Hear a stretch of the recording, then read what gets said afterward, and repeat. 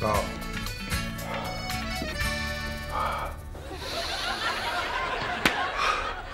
Nasıl abi? Fark etmiş değil mi? Vallahi fark etmiş Selami. Sen bayağı böyle bir üçgen olmuşsun. Bak iyi ki göndermişim seni o body salonuna. Tabii abicim. Her gün kaç saat çalışıyoruz? Kaldır indir, kaldır indir. Kolay mı? Maşallah. Bravo yani Selami.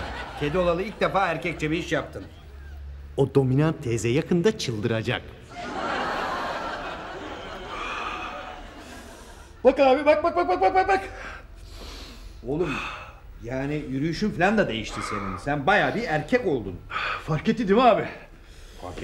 Fark etmez mi? Bayağı böyle bir taş fırın erkeğisin oğlum artık. O eski Light Selami'den eser yok.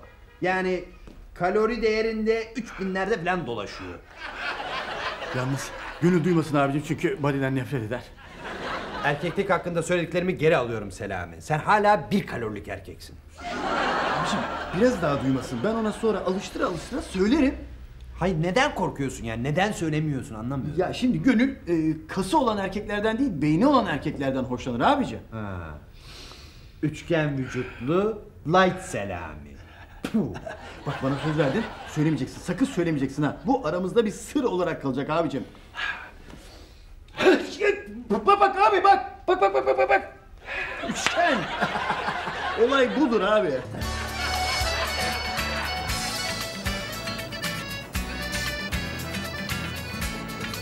Bu alışkanlıkları zor zamanlardan kopup bugünlere kadar gelmiş. Üstelik burada farklı tatlara düşkünlük... Allah Allah ya. erkek ve köpek Şu hale bak. arasında- Saat kaç oldu? Kadın hala ortalarda yok. Cep telefonu olmayan ortaokul öğrencisi serviste mahsur kaldı. Baba.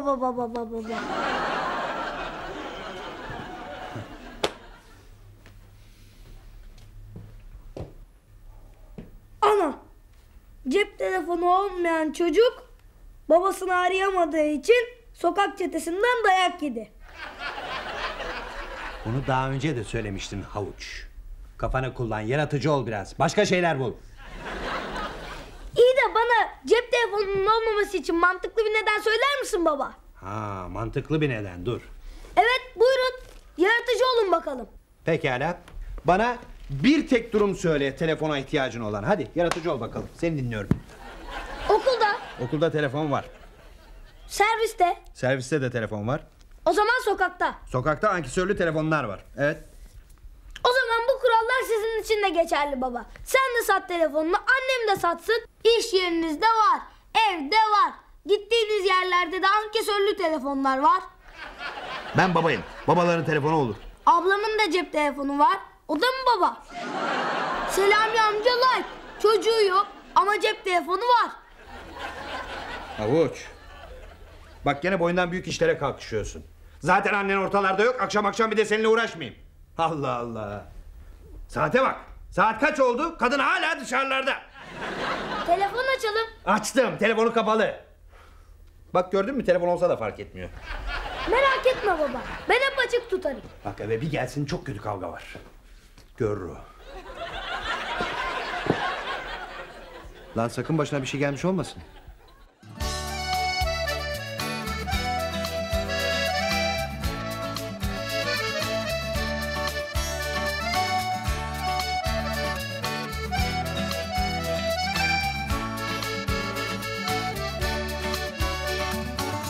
Aynı gemide yol alır, ayrı dümen tutarız bu evde.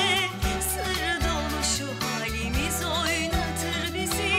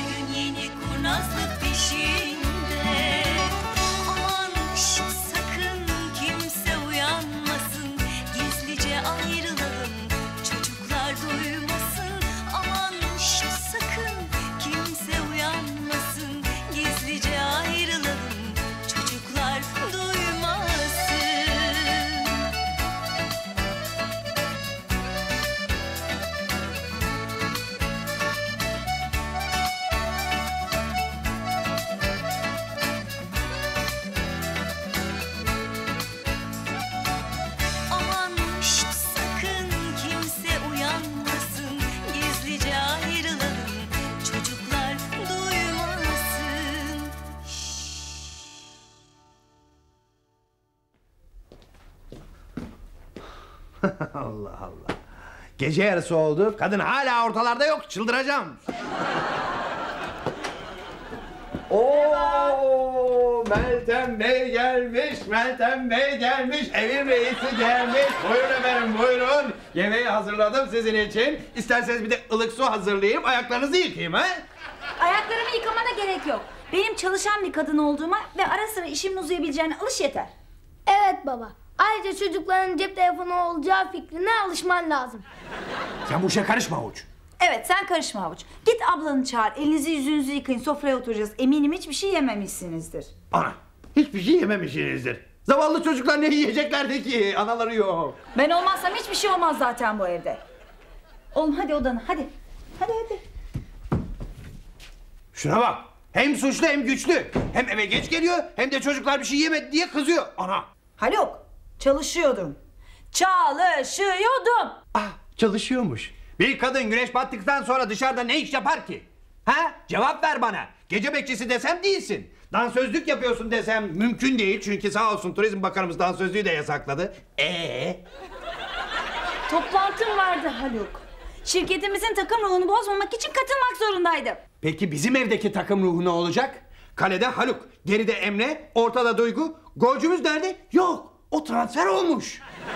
Haluk abartma. Ne abartması? Çocuklar seni beklerken açlıktan ölecekti. Senin gibi babaları olursa ölürler tabii. Koyamadın önlerine bir tabak yemek. Baba. Hanımefendi gece yarılarına kadar paparazziler gibi o bar senin bu bar benim dolaşacak. Haluk Bey de evde oturup çocuklara yemek yapacak. Ana, istersen bir de altın günü düzenleyeyim. Haluk, beni bir iş kadını olarak içine sindirmek zorundasın. Hiçbir zaman sindirmeyeceğim. Sindireceksin. Sindirmeyeceğim. O zaman ben de hep hazımsızlık yapacağım Mr. Negatif Abidin.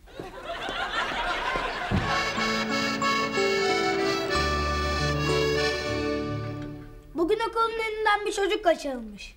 Mafya kaçırmış. Ne? Oğlum ne diyorsun sen? Ne mafyası? Doğru mu söylüyor bu? Çocuğun cep telefonu yokmuş. Polise haber verememiş. Yalan söylüyor anne, inanma. Hiç boşuna uğraşma Havuç. Ablan kadar olmadan sana cep telefonu falan yok. İyi de baba, ben hiçbir zaman ablam kadar olmayacağım ki. Ben büyüdükçe ablam da büyüyecek. O tabağındakileri bitirmeden asla büyüyemeyeceksin zaten. Peki ben bu tabağımdakileri bitirince cep telefonu alacak mısınız? Onu mu demek istiyorsunuz? Hayır. Yani benim cep telefonum olması mümkün değil. Evet. Sizi böyle uyum içinde görmek ne kadar güzel anneciğim.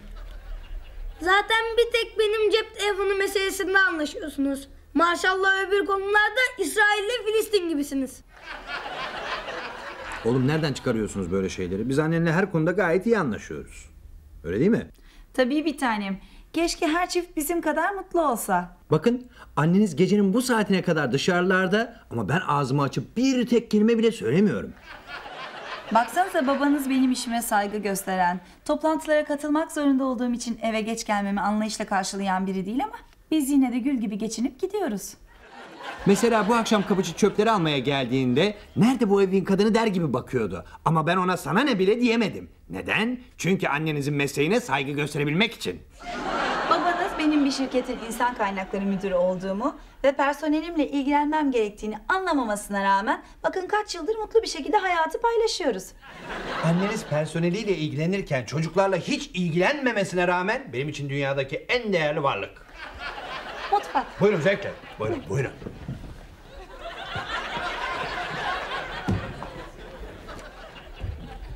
Bu seferki kavga bayağı ciddi. Babamın gözlerinden anladım. Bizim yanımızda kavga edememek işi daha da zorlaştırıyor galiba. Ne yapsak? Anneanneme mi gitsek? Haklısın. Hafta sonu anneanneme gidelim. Onlar da rahat rahat kavga etsinler. Bütün enerjilerini boşaltsınlar. Evet, belki o zaman bana cep telefonunu da alırlar. Benim işime saygı göstermek zorundasın Abidin. Sen de bu eve ve bu evliliğe saygı göstermek zorundasın. Sen gelmeden önce ne oldu biliyor musun? Ne oldu? 9 numaradaki Şükran teyze helva getirdi. Kapıyı ben açtım. Baba ben açıyorum. Buyurun Şükran teyze dedim. Meltem yok muydu diye sordu. Yok Şükran teyze dedim. Ana dedi. Öyle anlamlı baktı ki sen ne biçim erkeksin, senin karnın bu saatte evde olması gerekmez mi der gibi bir ifade vardı. Okudum onu gözlerinden. Sen de ona benim karım çalışıyor ve arada sırada geç gelmesi gayet normal deseydin. Baba. Gören de bir iş yaptığınızı zannedecek ha. Yok takım ruhu, yok liderlik. Koca kadınlar, koca adamlar bir araya gelip gece yarılarına kadar oyun oynuyorsunuz be, oyun. Hadi oradan hadi, yemem ben. Yeter Haluk. Anlamamakta ısrar ediyorsun. Bu tür eğitimler personelin performansını arttırır. Allah Allah, Allah Allah. Yani sizin şirketinizin performansı yükselecek diye benim yavrucuklarım açlıktan ölecek, öyle mi? Yok efendim. Bizim ailemizin performansı Christoph Daum'unkinden bile kötü. Biz takım ruhunu çalıştık Haluk. İnsanların birbirine iyi davranması gerektiğini konuştuk. Keşke sen de gelseydin. Benim o saçma sapan eğitimlere gelmeme hiç gerek yok bayan personel müdürü. Sen eve zamanında gel, ben sana iyi davranırım, olur biter. Bu iş bu kadar. Sen gerektiğinde eve geç gelebiliyorsan ben de gelebilirim. Bu gayet normal. Ben çalışan bir kadınım. Anlayışsız abidin. Bir dakika, öyle hemen kaçmak yok. Takım ruhuymuş. Duyan da seni folklor ekibinde çalışıyor zannedecek. Sizin gününüz nasıl geçti bakalım? Benim çok güzel geçti anne. Size bir şey söyleyeceğim. Ama biraz sonra. Neden, benden gizli bir şey mi? Hayır baba, senden gizli değil. Ama biraz sakinleşin, ondan sonra. Hoppala. Kızım nereden çıkarıyorsun sen böyle şeyleri? Biz sinirli miyiz ki? Tamam, biraz sonra söyleyeceğim. Sen ne yaptın Emre? Çok güzel bir şarkı öğrendim anne. Söyleyeyim mi? Söyle bakalım. Tamam, söylüyorum. Baba ben büyüdüm ama cep telefonum yok. Cep telefonum yok ama kız arkadaşım çok. Alın artık siz de bana bir telefon. Olunu seven bir baba ayrı buna fon. A-on teteretetereterete. A-on teteretententenте. A-on teteretetereterete. A-on teteretententenте. Bak gördün mü? Bir insanın telefonun olmaması ne kadar faydalı bir şey. Neden baba? İnsanın yaratıcılığını arttırıyor. Bak besteci oldun. İyi ki telefon almamışız sana. Bir 10 yıl daha almazsak sen Beethoven gibi bir şey olacaksın. Duygu merak ettim yavrum. Ne diyecektin? Şey anne, Ne kızım söylesene. ben büyüdüm. Değil mi baba? Evet tabii ki büyüdün. Eyvah, evlenmek isteyecek galiba. Duygu konuşsana yavrum. Biz size bizimle her şeyi her zaman konuşabilirsiniz demedik mi? Evet. Bizimle açık ve dürüst bir şekilde konuşursanız hiçbir zaman kızmayız. Kızmazsınız ama yapmazsınız da. Bakın cep telefonu. Biz konuşuyoruz da ne oluyor? Hoppala. Konuş dediysek bu kadar da konuş demedik havuç. Duygu seni dinliyoruz. Ben kredi kartı istiyorum. Ana. Yuh daha neler. Hem cep telefonu hem de kredi kartı. Bu yakında üstü açık arabada ister. Sen karışma Havuç. Yavrum sen ne yapacaksın kredi kartını? Ne yapacak? Anası gibi durmadan imzalayacak. Selin'in var anne. O kredi kartı falan değildir Duygu. 18 yaşından küçüklerin kredi kartı olmaz. Ek kartı oluyor anne. Selin'in kartı babasının ek kartı. Baba. Hanımefendi harcayacak, ben ödeyeceğim ana. Limit koyarız baba. Yok. Kredi kartına hiç heveslenme kızım, çünkü iyi bir şey değil. Bilinçsizce kullanırsan ay sonunda dünya kadar para harcamış olursun. Eğer bilinçli kullanırsan çok faydalı ve modern bir şeydir canım. Çocuklara yanlış bilgi verme hayatım. Senin kuaförde harcadığın gibi harcarsa çok tehlikeli bir şey güzelim. Şimdi sıra kuaförüme geldi canım. Şimdi değil, yıllardır kuaföründe. Anneniz bu kadar sık kuaföre gitmeseydi şimdi ailecek şatoda oturuyorduk. Ama şimdi bizim yerimize o şatoda kuaför bey oturuyor. Tamam baba, vazgeçtim. Annenizin saçını sarı yaptırmak için harcadığı parayla şimdi bir tane toplu konut sitesi alırdık. Kuaförüme karışma hayatım. Hayır yani Allah seni sarışın yaratmamış ki sen niye zorluyorsun illa sarışın olacağım diye. Sen boyuyorsun o uzuyor, sonra dip boyan, sonra gene uzuyor. Yani bu doğayla inatlaşman niye, ben anlayamadım. Allah'tan bugünkü eğitimlerin arasında sabır eğitimi de vardı. Bu kredi kartında erkekler için yaş sınırı 18 mi baba? Evet, erkeklerle kızlar arasında hayatın hiçbir aşamasında, ne ev hayatında ne iş hayatında bir fark yoktur Havuç. Madem ablam ek kart alacak, ben de ek telefon alayım. Ben konuşayım, babam ödesin. Hadi. Cep telefonu da yok, kredi kartı da yok. Ne kadar tüketici oldunuz ya? Ananız gibi bıraksak gece yarılarına kadar para harcayacaksınız. Sabır. Hadi bakalım yemeklerinizi bitirin, doğru odanıza. Hadi.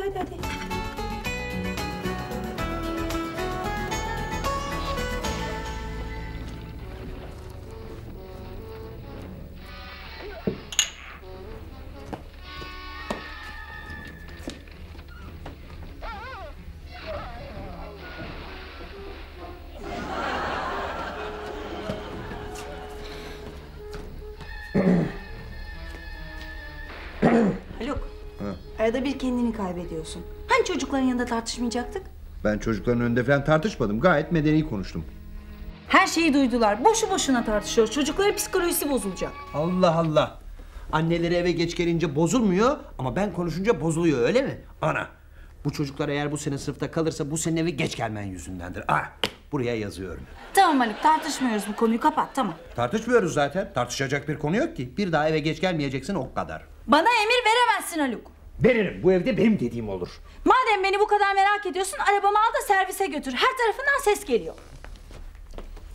Arabanın hiçbir şeyi yok. Gayet iyi. Ben bakmıştım. O zaman iyi bakmamışsın. Çünkü kliması yok, otomatik değil, frenleri tutmuyor ve sabahları zor çalışıyor. Daha sayayım mı? Sen de o zaman kuaföre gitme. Bir yılda o parayla 4x4 jip alırsın. Haluk, tamam kapatalım bu konuyu. Senden hiçbir şey istemiyorum. Arabayı da istemiyorum, hiçbir şey istemiyorum senden. Tamam, kapatalım. Bir daha gece toplantılarına gitmeyeceksin, o kadar. Nerede olduğumu biliyorsun, ne yaptığımı biliyorsun, bütün iş arkadaşlarımı tanıyorsun, iş yemeklerine bile geliyorsun. Öyleyse problem ne? Öyleyse cep telefonu neden kapalıydı ha? Toplantı vardı diyorum sana, anlamıyor musun? Toplantı var deyip de kendine öyle mühim insan süsü vermeye çalışma bayan personel müdürü. 3-5 kişi bir araya gelip yağ satarım bal satarım oynuyorsunuz. Ondan sonra da bunun adına ekip ruhu, yok performans arttırma gibi entel dantel isimler koyuyorsunuz. Yok kardeşim öyle şey.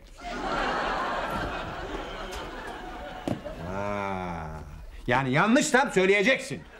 Ne yapacaksın ki sen kredi kartını? Seni ilgilendirmez. Ama eğer çok merak ediyorsan söyleyeyim. Kredi kartı çok çağdaş bir şeydir ve herkesin cebinde olması gerekir. Daha bana cep telefonu almadılar. Kafalarını neden karıştırıyorsun ki? Sen daha küçüksün Avuç. Sen de küçüksün abla. Benden 3 yaş büyüksün diye havalara girme. Çok geveze olduğum için almıyorlardır. Dünya kadar konuşup bir günde bitirirsin sen kontürlerini. Bu böyle gitmez abla. Er ya da geç benim de cep telefonum olacak. Çocuk hakları diye bir şey var. Gerekirse UNICEF'e başvuracağım. Meltem Hanım, kuaföre harcadığın paranın bir kısmını arabaya harcasaydın bozulmazdı. Servise gitmeme izin mi veriyorsun sanki? Bir kere sanayiye gideyim dedim, burnumdan getirdin. Ana! Meltem Hanım'a bak hele. Giyecek bir karış mini eteğini, atlayacak arabasını, sanayiye gidecek. Kaportacıların, karbüratörcülerin arasına girecek. Sen beni katil mi yapacaksın kızım? Ay Haluk, İnşallah şu tıp ilerler de senin hastalığına da bir çare bulurlar. Merhaba. Hoş geldiniz. Geçiyorduk, bir uğrayalım dedik. Çok iyi yaptınız. Hoş geldiniz. Ne haber Meltem, hoş bulduk. Haluk, ne haber? İyi. Geçsenize. Selami bugün beni bir İtalyan lokantasına götürdü. Fesleğen soslu bir tagliatelle yedik. Aklın durur. Yanına da balzamik soslu bir salata. Parmesan peyniri üstüne. Ay ben de çok severim. Hele fesleğen soslusunu. Tabii. Anamın evinde de fesleğen soslu terelelli yiyordun değil mi? Sinirliyiz galiba. Evet. Sinirliyiz. Geçen herkesin ortasında seni seviyorum dedi ya. İntikam alıyor. Ne oldu Haluk, niye sinirlisin? Geç geldim de ona taktı. Ne var bunda Haluk?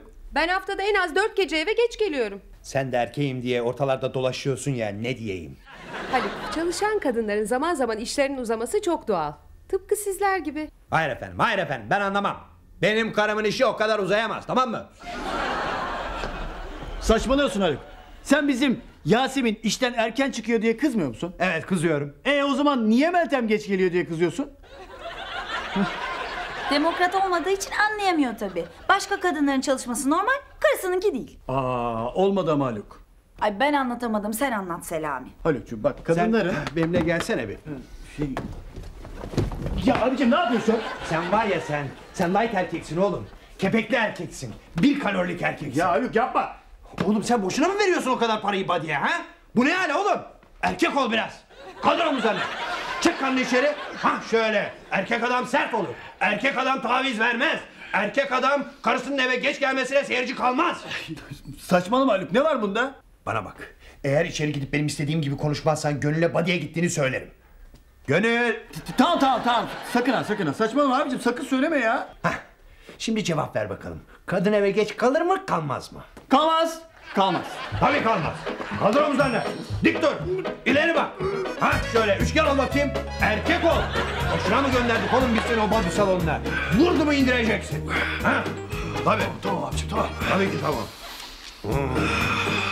Yani ben yuva yıkan kadın olmak istemem ama aklımda olsun. Avukat arkadaşım var. Biliyorum. Daha önce de söylemiştim. İşini çok iyi yapan biridir. Tek celse her şeyini alırız.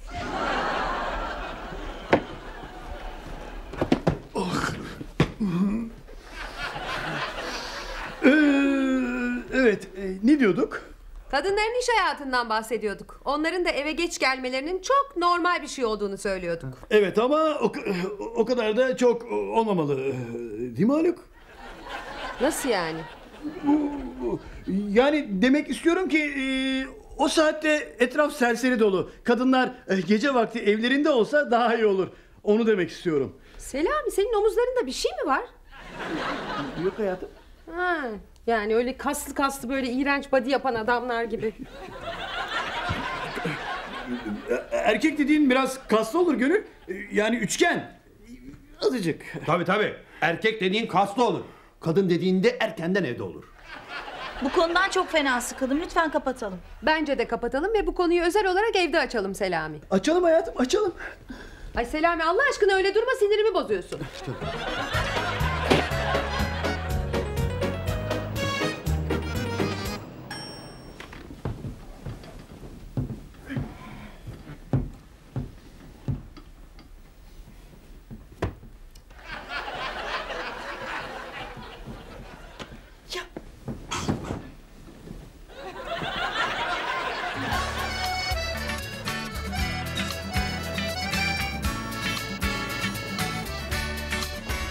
Arabam arızalı. Beni de işe bırakabilir misin? Bırakamam, taksiyle git.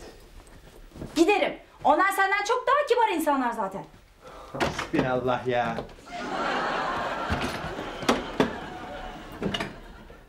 Yasemin Hanım, evlilik çok önemli bir müessesedir. Biliyorum İsmail Bey. İnsan evleneceği kişinin işine gücüne dikkat etmelidir.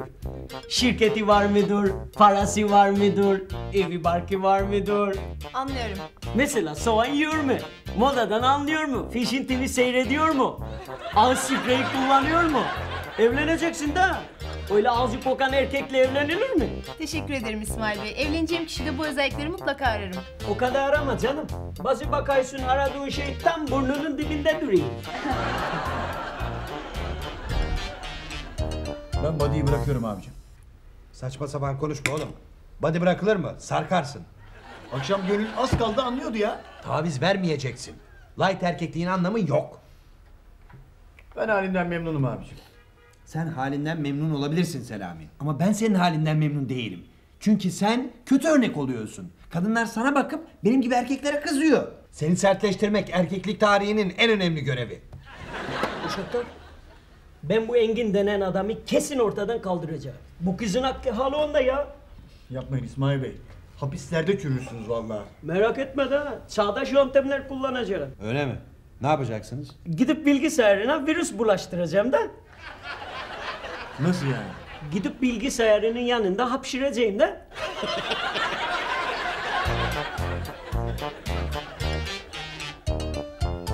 Bana o kadar kaba davranıyor ki Sinan Bey, anlatamam size. Neden?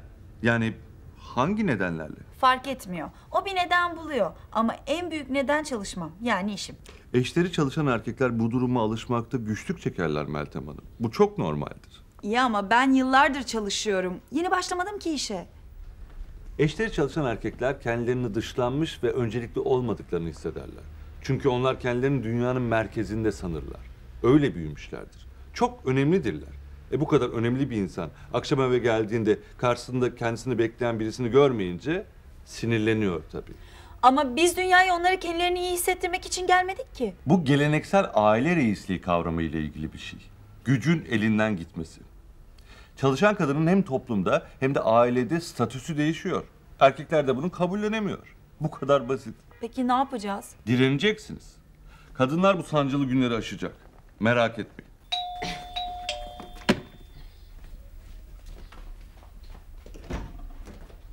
Hoş geldin Müzeyyen teyze. Hoş bulduk yavrum. Yani burası da olmasa arada bir gelip şurada nefeslenmesem vallahi bu adam yüzünden kafayı üşüteceğim.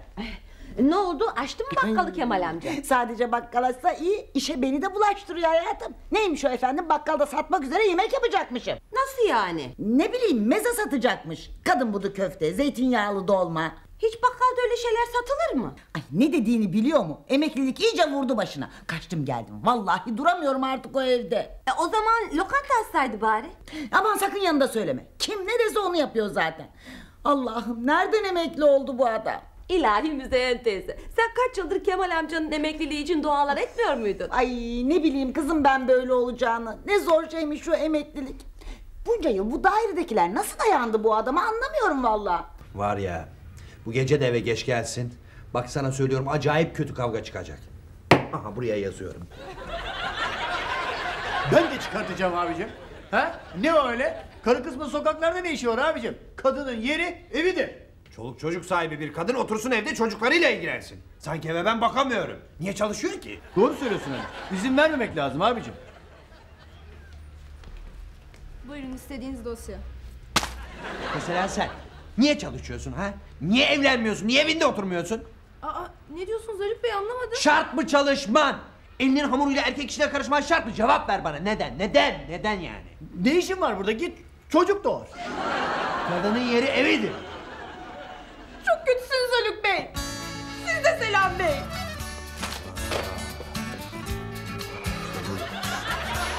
Merak etme. Yakında eşiniz sizin çalışan bir kadın olduğunuzu kabullenecek ve problemler bitecek. Hiç zannetmiyorum. Bir gün bu evlilik biterse bu sorun yüzünden bitecek. Yo, hiç böyle bir problem yüzünden evliliğinizi bitirmeyin. Eşinize iş ortamınızı gösterin. İş arkadaşlarınızla tanıştırın. Ne kadar çok şey bilirse o kadar çok rahat edersiniz. Hepsini yaptım. Hiçbir faydası olmadı. Olmuyor. Olacağını da zannetmiyorum.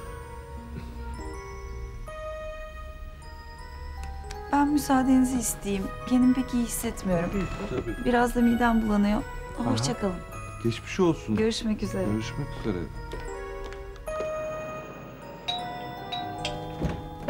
Hoş geldiniz. Yani niye kızıyorsunuz Müzeyyen Hanım, Allah aşkına söyleyin bana. Bunda kızacak ne var? Ben yemek falan yapamam, tamam mı? Gidin kendinize yemek yapacak başka birini bulun. Ama Müzeyyen Hanım, o sizin güzel leziz mezelerinizi mahallenin hizmetine sunsak fena mı olur? Kadın budu köfte, Arnavut ciğeri, semizotu. Size hayırlı işler Kemal Bey. Ben bu yaştan sonra yemek falan yapamam, tamam mı? Yapmayın Müzeyyen Hanım, bakın bu işte çok para var. Ay buraya geldik, burada da rahat yok. Ama yapmayın Müzeyyen Hanım, siz beni dinlemiyorsunuz ki. Ya bak, bir dakika yapacaksınız. Yapmayın ben. Biraz da bakın dolma, dolma yaparsanız.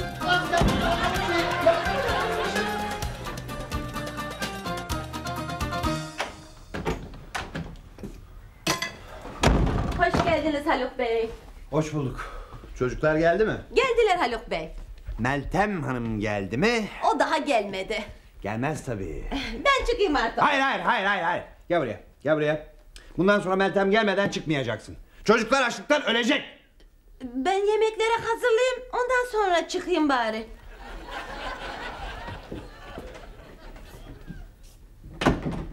Baba ben büyüdüm ama cep telefonum yok. Cep telefonum yok ama kız arkadaşım çok. Alın artık siz de bana bir telefon. Oğlunu seven bir baba ayırır buna fon.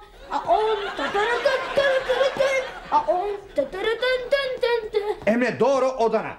Yemek hazır olana kadar da çıkmak yok. Ama baba hani beste yapmam hoşuna gidiyordu? Başka beste yap. Sözsüz olsun. Beethoven söz yazmış mıydı? Sen de yazma. İyi olur.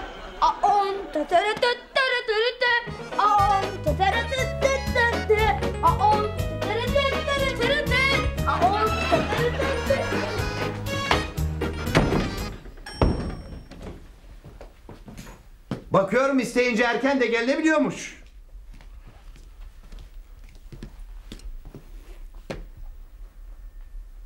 Ne oldu, neyin var? Haluk, Ne? ben galiba hamileyim.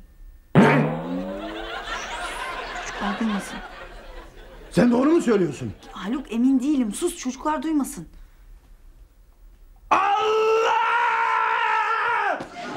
Çocuklar! Anneniz hamile! Gelin! Kardeş geliyor! Allah!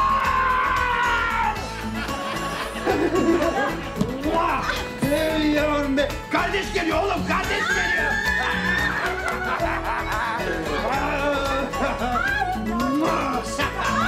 Var! Hamilesin!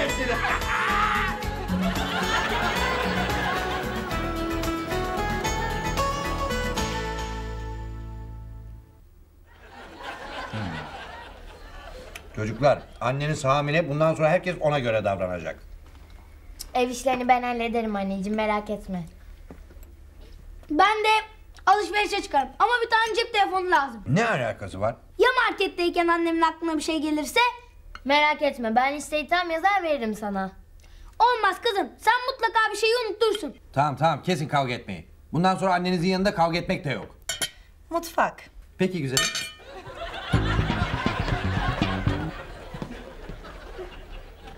Bunlar var ya, benden önce o ufaklığa telefon alırlarsa hiç şaşırma. Neden hemen çocuklara söyledin? Ya ben seninle sadece bir şey paylaştım. Daha test bile yaptırmadım. İyi de kardeşleri olacak. Bunu bilmek onların en doğal hakkı değil mi? Ya insan seninle hiçbir şey paylaşamayacak mı? Ya biz konuşamayacak mıyız? Ya kavga ediyoruz ya her şeyi herkese söylüyorsun. İyi de hamileyim diyen sensin. Bunu ben kafamdan uydurmadım ki. Ben galiba dedim, şüpheleniyorum dedim. Yani bir şey seninle paylaşmak istedim. Ortada kesin olan bir şey yok. Yok kesindir. Ben biliyorum. Hem sen neden yaptırmadın o testlerden? Hani Açık eczane bulamadım. Nöbetçi eczanede aramadım. Yarın sabah nasılsa doktora gideceğim. Tam onu söyleyecektim. Bir anda bağırmaya başladın. Ya hamile değilsem? Yok hamilesin. Bir kere sende değişiklikler var, ben anlarım. Sen bir güzelleştin, ay parçası gibi oldun. Hadi. Ya Haluk. Allah'ım nasıl bir hatadı bu? Aptal kafam nasıl söyledim ben bunu bu adama ya? Emre, söyle bakayım şu şarkı nasıldı? Tamam söyleyeyim baba. Hadi. Baba ben büyüdüm ama cep telefonum yok. Cep telefonum yok ama kız arkadaşım çok. Alın artık siz de bana bir telefon. Oğlunu seven bir baba ayırır buna fon. Aom teteretetetetetete. Aom teteretetetetete. Aom teteretetetetete. Aom teteretetetetete. Şarkıyı söylediğine göre cep telefonu alıyorsun değil mi baba? Saçmalama oğlum, annen hamile, masrafımız çok. Telefon alamayız. Ama çocuk daha gelmeden benim payıma el attı.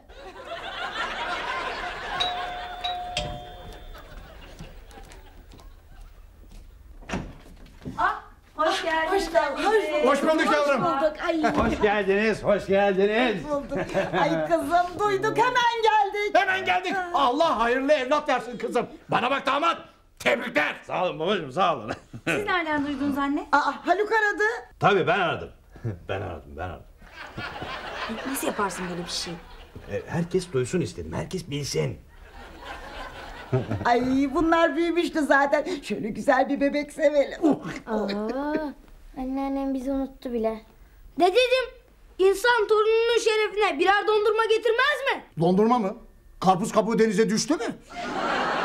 Ne alakası var ki karpuzla dondurmanın? Dondurma dedi. Dondurma mı çekti canım? Hayır Haluk. Hayır çekmiştir. Ben gidip dondurma alıyorum. Haluk hayır. Hemen dönerim. Dönüyorum. Bence ayakta kaldınız, geçsenize. Ah çok iyi kızım, çok sevindim, bak daha çok gençsin. Bir tane daha doğur, ne var sanki, doğur işte. Artık bu torunumun adını Kemal koyarsınız inşallah. Erkek olacağını nereden bildiniz Kemal Bey? Erkek olacak tabii. Allah Allah, sağlıklı olsun da başlamayın öyle. Yok erkek de kız da. Erkek olsun efendim. Büyüyünce abisiyle nöbetleşe kasada otururlar. Kasayı da kaptı beyefendi. Tövbe. Nereden çıkarıyorsunuz böyle saçma şeyleri Kemal Bey? Neresi saçma efendim, erkek olsun. Erkek olsun ki. Ya bak kız olursa kasada duramaz. Niye duramasın ayol, kasada kız daha güzel olur. Hayır olmaz. Babası yüzünden yapmaz.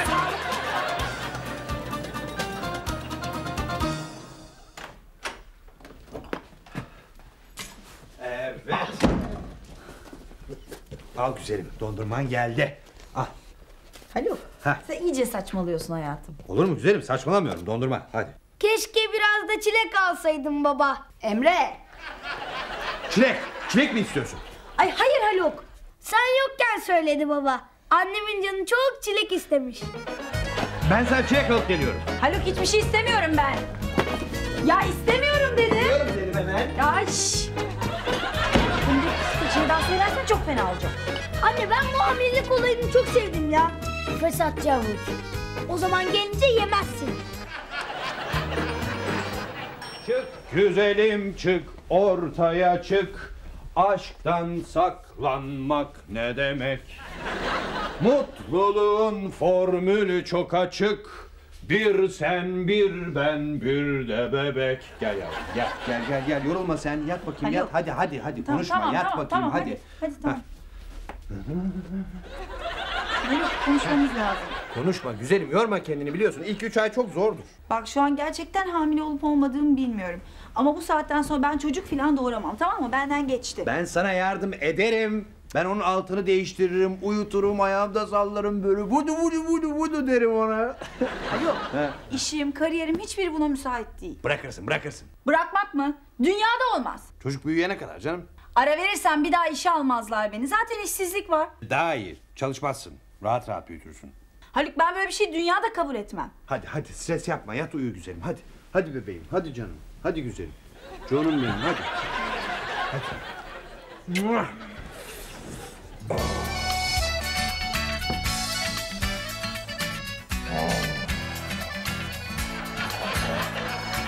Nereden çıktı ya bu çocuk? Durup dururken miras da bölünecek. Zaten ailemizde kişi başına düşen milli gelir de çok az. Ağlayacak, zırlayacak, uykuda uyuyamayacağız artık. Şimdi bunlar kardeşin oldu. Masraf çok diye bana 27 yaşına kadar telefon almazlar. Bizimle de ilgilenmezler artık. Varsa yoksa bebekleri. Baksana, anneannemle dedem başladı bile. Kasayı bile ona oturttururlar. Yüzümüze bakmaz bunlar bizim. Tek faydalı tarafı var, hamilelik boyunca canımızı çektiği her şeyi yiyebileceğiz. Babam duyunca nasıl sevindi, görmedin mi? Bakalım pabuçlarımızı ne zaman dama atacaklar. Anneannem bu akşam benim yüzüme bile bakmadı. Dedem de benim yüzüme bakmadı. Ne kadar meraklılarmış bebeğe.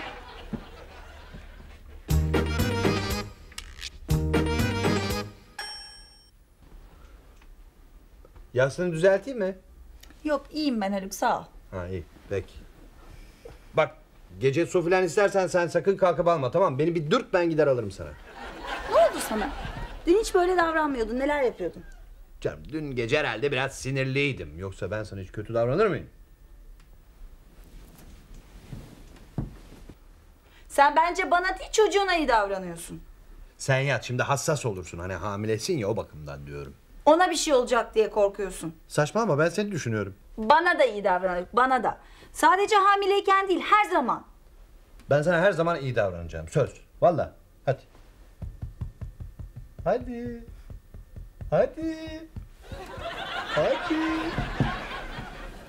Yatarmış böyle güzel güzel benim karım.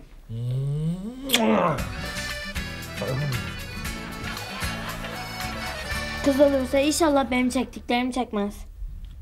Sen ne çektin kızım? Her dediğini yaptılar. Cep telefonum bile var. Erkek arkadaşlarıma karışıyorsunuz ya. İnşallah onun erkek arkadaşlarına hiç kimse karışmaz. Vallahi sen büyüksün diye bir şey yapamadım ama kardeşimin burnundan getiririm. Ne öyle erkek arkadaş falan? Bu işler bize ters düşer. Hiçbir şey yapamazsın Havuç. Onun ablası var. Sen ablasıysan ben de abisiyim. Yanında erkek arkadaş falan gördün mü? Mahvederim. O kadar. Hiçbir şey yapamazsın. Ayrıca benim kardeşim istediği zaman arkadaşlarına da kalabilir. Ben çektim, onun çekmesine izin vermeyeceğim. Eğer erkek olursa cep telefonunu ben alacağım. Anaokuluna giderken cep telefonunu cebine koyacağım. Yeter ki karışması çizilmesin. İnşallah sana çekmez. Asıl sana çekmez. Havuç. Feminist. Havuç. Feminist.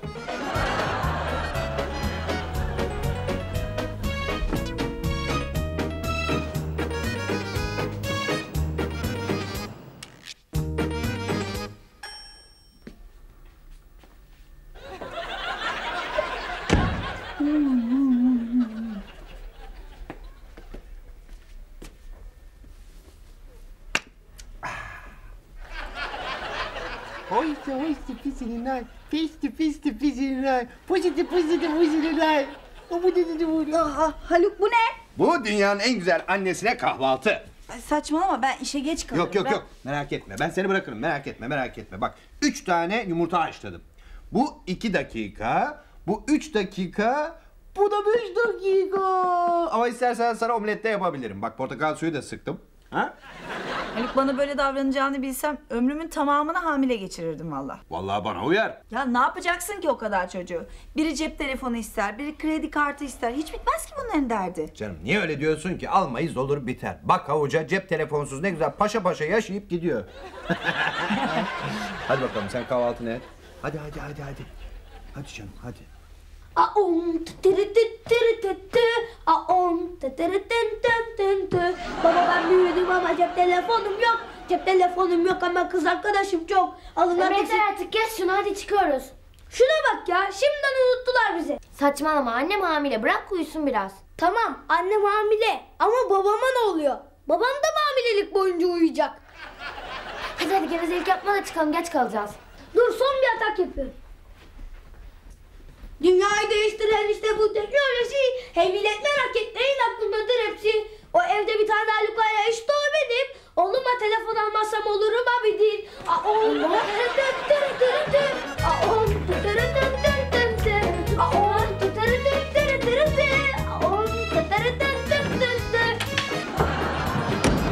Baba oluyorum baba. Ciddi misin oğlum? Evet. Çok sevindim ya. Oğlum sevinme beni örnek al. Bu iş light erkeklikle olmaz. Kim light abicim? Öylesin öylesin. Oy duyduklarım doğru mu uşağım? Herhalde İsmail Bey tabii ki. Helal olsun be. Sen daha hala bir icraat yok uşağım. Biz henüz düşünmüyoruz İsmail Bey. Daha doğrusu gönül düşünmüyor. Çok düşünmeyin de. Hindi misiniz siz? Tebrik ederim Haluk Bey. Sağ ol Yasemin. Darısı sizin başınıza Yasemin Hanım. İyi ama ben evli değilim ki. O da olur canım. Yeter ki sen etrafına dikkatli bak. Kusura bakmayın benim çok önemli bir organizasyon yapmam gerekiyor. Meltem'e çok güzel bir hediye alacağım. Hamilelik hediyesi.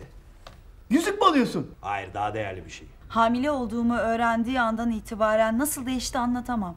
Erkekler böyledir işte. Eminim size abartılı bir biçimde iyi davranacaktır. Evet ama çok önemli bir şey oldu. Bu sabah test yaptırdım. Sonuç? Hamile değilim. Hamile değil misiniz? Hayır değilim. Ve şimdi bunu ona nasıl söyleyeceğimi bilmiyorum. Ama benim suçum yok ki. Hepsi onun boşboğazlığı yüzünden. Aha, otomatik değil mi? Güzel, kliması da var. Peki biz arabayı ne zaman teslim alabiliriz? Yani bu akşama yetişir mi? Güzel, süper, harika, harika. Ben size parayı havaleyle göndersem mükemmel. Ben sizin hesap numaranızı alayım hemen. Dinliyorum. Hı hı. Hı hı. Hı hı. Tamam. Çok mersi. Görüşmek üzere. Saygılar efendim. Saygı bizden. Saygı bizden. Ne yapıyorsun öyleyse? Meltem'e araba alıyorum Selami. Otomatik klimalı. Sahi mi? Tabii ki. Doğum hediyesi oğlum, doğum hediyesi. Kurtulsun o külüstürden. Helal olsun benim karıma. Bütün paramı veriyorum. Helali hoş olsun. Acaba diyorum bu yalanı biraz daha sürdürüp bu mutluluk oyununu doya doya yaşasam mı? O zaman gerçekle yüzleşmek daha zor olur. Yani kocanız yıkılır. Bence bir an önce eşinize hamile olmadığınızı söyleyin. Haklısınız. Neler söylüyorum ben?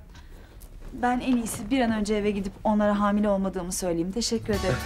Peki. Hoşçakalın. İyi günler.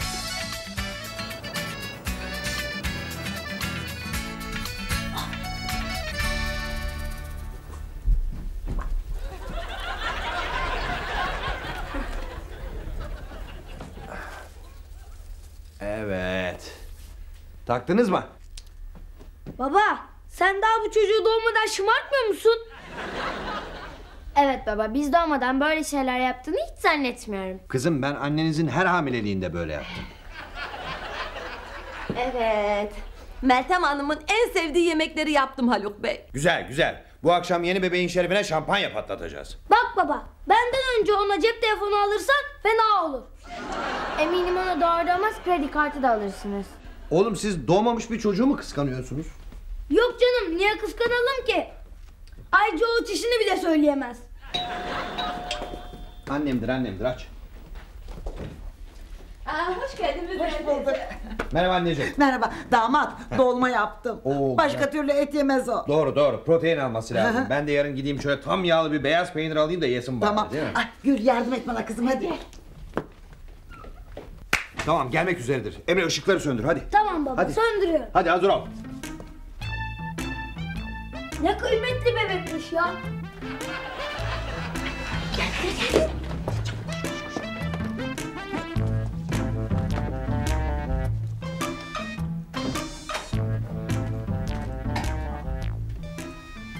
Ben niye bu kadar karanlıkken? Gül! Gül! Gül. İyi ki hamile oldun anne. İyi ki hamile oldun anne. İyi ki hamile oldun, iyi ki hamile oldun, iyi ki hamile oldun anne. Bu saçma oldu baba ya. Söylemesi zor baba. Tamam kesin. Dünyanın en güzel annesinin şerefine patlatıyorum. Hadi. Bir dakika dinlemeyi bırak şimdi, şu patlasın ondan sonra dinlerim ben seni. Koy şunu oraya. Hadi. Evet geliyor. Anne geliyor.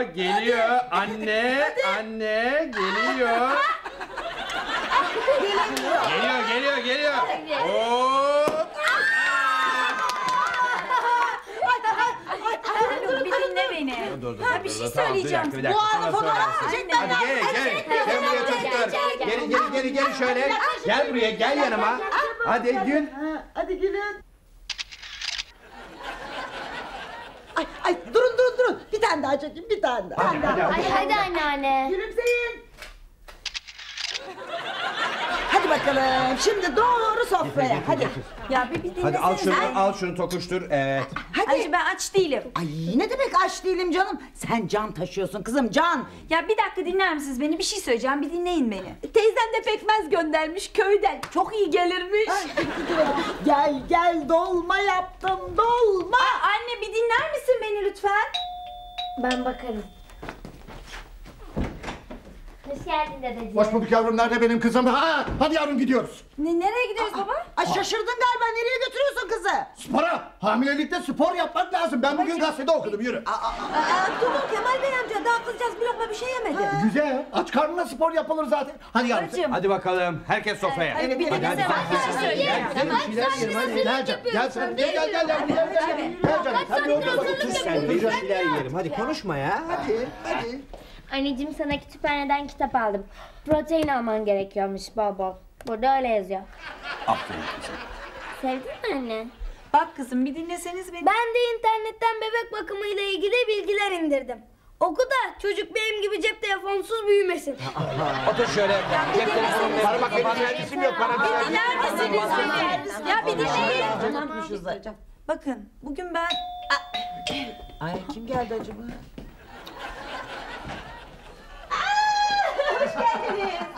Neredeymiş bakalım bizim annemiz ha? Bak. Heyecanlandırmayın karama. Çok sevindim Meltemciğim. Helal olsun be oğlum. Taş fırın erkeği, taş. Sen de az üçgen değilsin şimdi. Seni görelim. Hadi bakalım. Yakında merak etme. Güzel. Yap. Selami. Efendim hayatım, biz başka bir şeyden bahsediyorduk.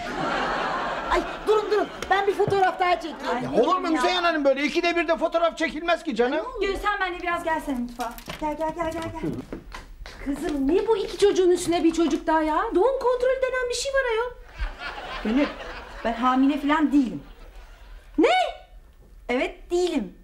Ne bu içerideki tantana o zaman? Ya konuşturmuyorlar ki insanı. Hamile değilim diyeceğim dedirtmiyorlar. Ay inanmıyorum. Hep o halon boş boğazlığı yüzünden. Ne yapacaksın? Bilmiyorum ama bir an önce söylemem lazım. Çünkü her geçen dakika biraz daha zorlaşıyor. Hadi gel o zaman gidip söyleyelim yoksa çok kötü olacak. Baksana tantanaya. Hadi gel.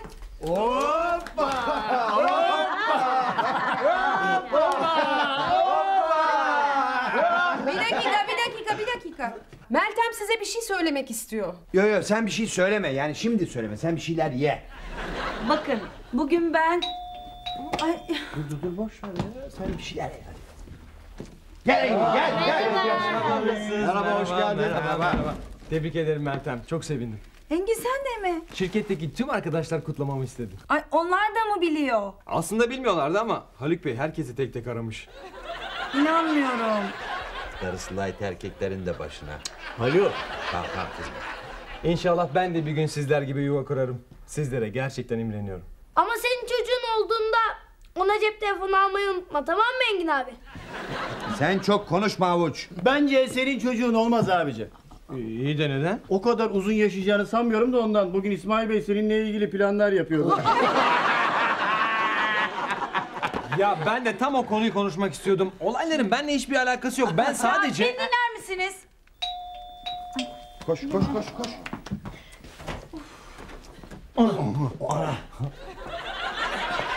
Uy uşaklar. Dedim yeğenimin ilk arabasını ben alayım da. Saklan abicim, saklan. Koru beni abi, koru. Madem söz arabadan açıldı, ben de bir şey söylemek istiyorum. Önce ben bir şey söylemek istiyorum. Sen sonra söylersin. Gel. Herkes benimle gelsin. Nereye? Gelin. Gel babacığım, gel. Nereye Gel. gidiyorsun? Sürpriz. Gel buraya. Gel, göreceksin şimdi. Gel. Gel. Şöyle bak bakayım. Ha? Uy uşağım ne güzeldi. Bu ne? Dünyanın en güzel annesine küçük bir hediye. Otomatik ve klimalı. Babacığım anneme araba mı aldın? Evet. Ana bana telefon almıyor ama anneme araba alıyor. Baba. Hadi hayırlı olsun. Lütfen beni dinleyin. Tamam bir dakika. Bir şey söyleyeyim. Her şey için çok teşekkür ederim. Ama bilmeniz gereken bir şey var. Ya ne diyecek ya? Dinle işte, hadi dön. Ben bugün test yaptırdım. Hamilelik testi. Sonuç negatif çıktı. Yani hamile değilim.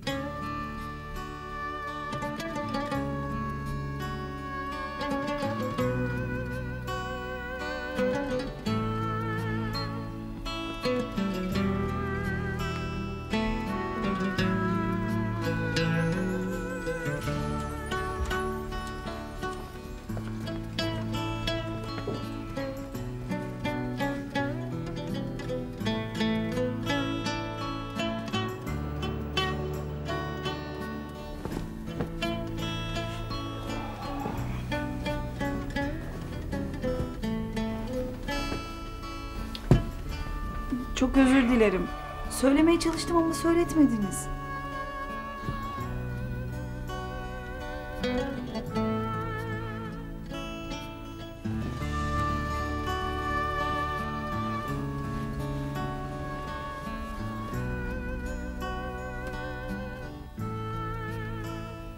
Seni üzdüğüm için özür dilerim.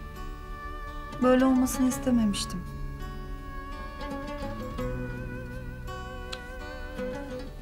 Yani ne bileyim. Sen böyle birden hamileyim falan deyince içimde garip duygular oluştu. Duygunun ilk doğduğu gün geldi aklıma. Havucun bebekliği. Birden o yılları ne kadar çok özlediğim aklıma geldi. Sen de şüpheleniyorum falan deyince hamileliğe sarılıverdim birden. Belki işime öyle geldi. Belki de o yılları özlediğim için, bilmiyorum.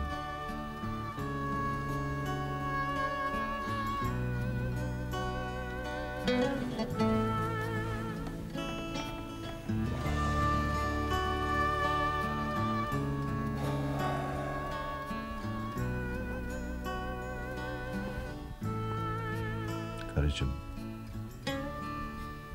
inan bana şu anda hamile olup olmamanın hiçbir önemi yok. Çünkü sen zaten bana dünyanın en güzel iki varlığını verdin.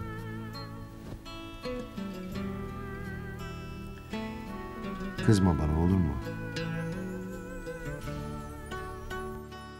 Ben çocuklarımızı çok seviyorum.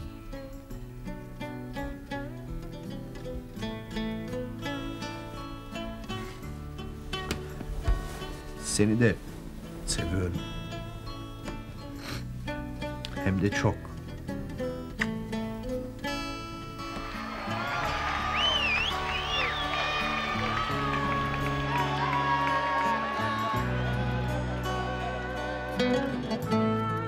Biz sinirli miyiz ki zaten yani?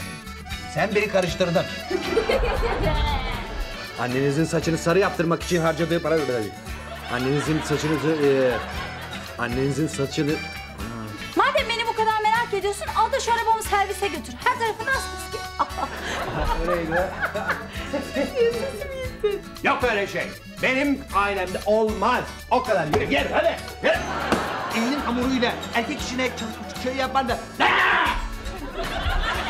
Ne? Saçmalıyorsun Yasemin. Yok canım, neden kıskanacağız ki? Ne bileyim. Ben söyle. Ya ne bileyim Hadi. diyorsun. Şu anda bir arkadaşımız askere gidiyor. Dom buraya gel.